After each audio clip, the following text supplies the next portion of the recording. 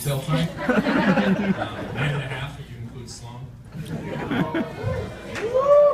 Yes, Sloan! 10. We'll go with 10. All right. I'd like to start tonight by thanking the Griffins and the Joiners, Ann and Janet, for putting on such a wonderful event, both last night and tonight. And Jerry and John for helping Ann and Janet raise two wonderful people in Jonathan.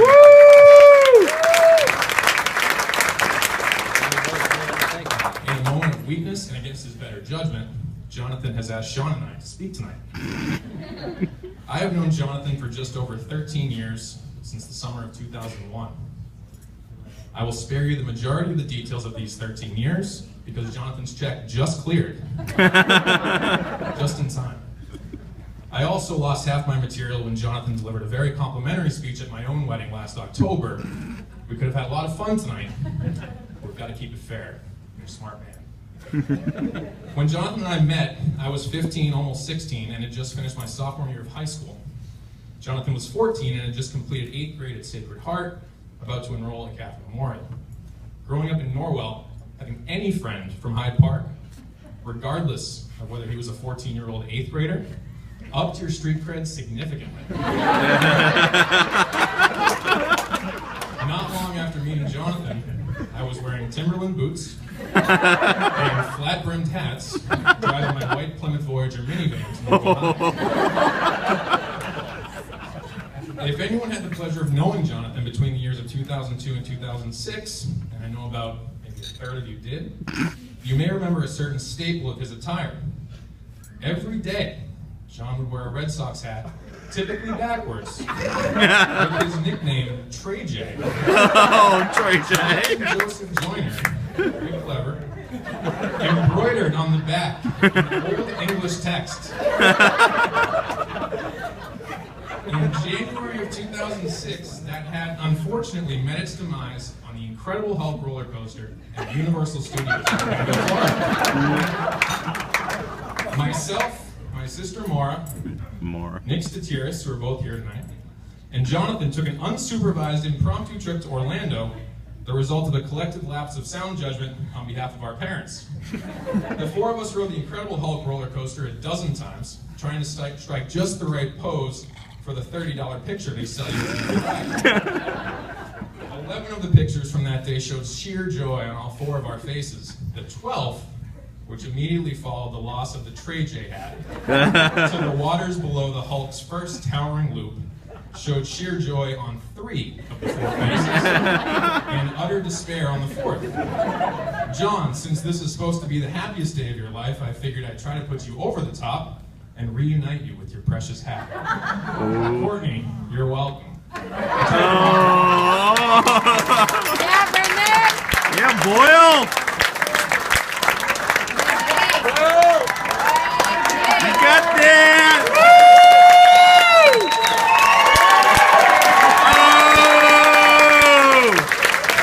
That's just familiar face.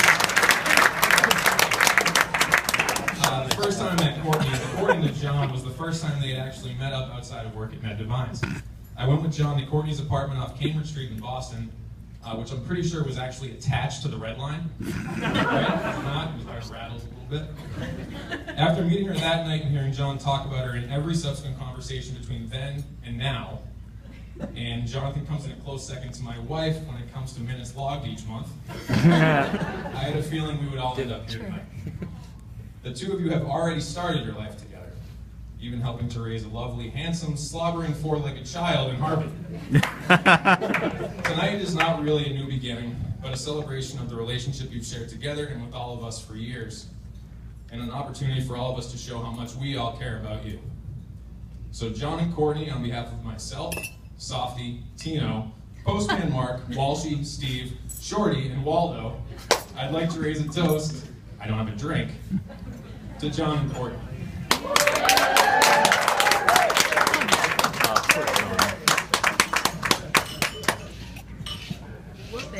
Well, I wish I went before Brendan. That kind of stinks. I love you guys. I'm going to skip the whole thanks to Ann and Janet. I love you both. Brendan already went over that. No, I do love you both. You guys treat me like family every time I see you. And John always invites me to every single holiday we have. It could be 4th of July and Memorial Day. Hey, you want to come to my house? You want to come to Courtney's mom's house for a cookout? I love you guys. I love all of you. You guys are awesome. You treat me like family every time. I feel like a brother, and I don't want to be John's brother. I was going to tell 2 quick stories. When I say quick, I mean about 25 minutes. So get your drinks now. But I'm going to make it really quick because we all want to be on this dance floor. And Janet. My first story was going to be the first time me and Courtney ever really hung out just by ourselves, but I'm not going to get into the details. It involved her picking me up in the city of Boston. John was still at Bryant. It was like sophomore, junior year. I was, being Sean. And Courtney picked me up in the city. Don't worry what I was doing. But she picked me up and let me sleep on her couch. Instead, I locked myself in the bathroom and fell asleep on the floor. We only had one bathroom. This was a very long time ago, but John wasn't there. He was in Rhode Island. And me and you never really hung out together before then. It was, I knew you because of John, but you picked me up about 2 in the morning. Whatever I was doing, let's not even worry about that right now. But at that point, I knew you guys are perfect for each other. And I knew it was going to work out. And that was the first instance I knew that we'd be here together today. I started. We're not going to get into details about that night besides me being on the floor in your bathroom. In South. The second instance, which Megan kind of already told the story about this South African trip, the safari, I was the one with Courtney at the auction. John's in California for work or whatever he's doing. I'm with Courtney. We're at this auction. There's a bunch of little things. Movie tickets, Red Sox tickets, dinner for 2. Me and Courtney just crushing some appetizers together. That was about 4 minutes ago. 4 minutes later, I see her bidding, I'm not going to get into the number, a trip to South Africa for a safari. And she keeps going, Sean, should I do this? I'm like, no. Should I? Probably not. I couldn't wait till the phone call when I got the call. John was like, hey, guess what Courtney did? And that phone call did happen. But she kept shrugging me. Should I do it? Should I do it? Probably not. It's a lot of money. Like, do you really need to go to Africa today? It's not a Friday or a Saturday night. It was a Tuesday. In like the middle, like May or June. We were sober. And you just threw down your credit card. And you actually won the bid. And I watched you put your credit card down. And bid on that trip. And the whole time I was just like, John is going to lose it. And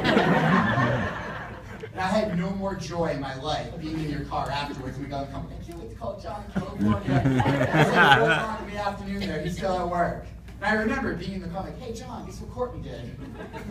She may or may not have bid 4 digits, not 1,000, way more, for a trip to Africa, not including flight. But those instances, I knew you guys were going to be together. He didn't lose it. And you guys are perfect for each other, and you always will be perfect for each other. And even in college, I told John you were going to marry each other. I'm sometimes nice to you guys. But I knew you guys would always be together, and I'm happy to be here. Thank you for the opportunity of letting me talk. Thanks, Megan, for stealing my story.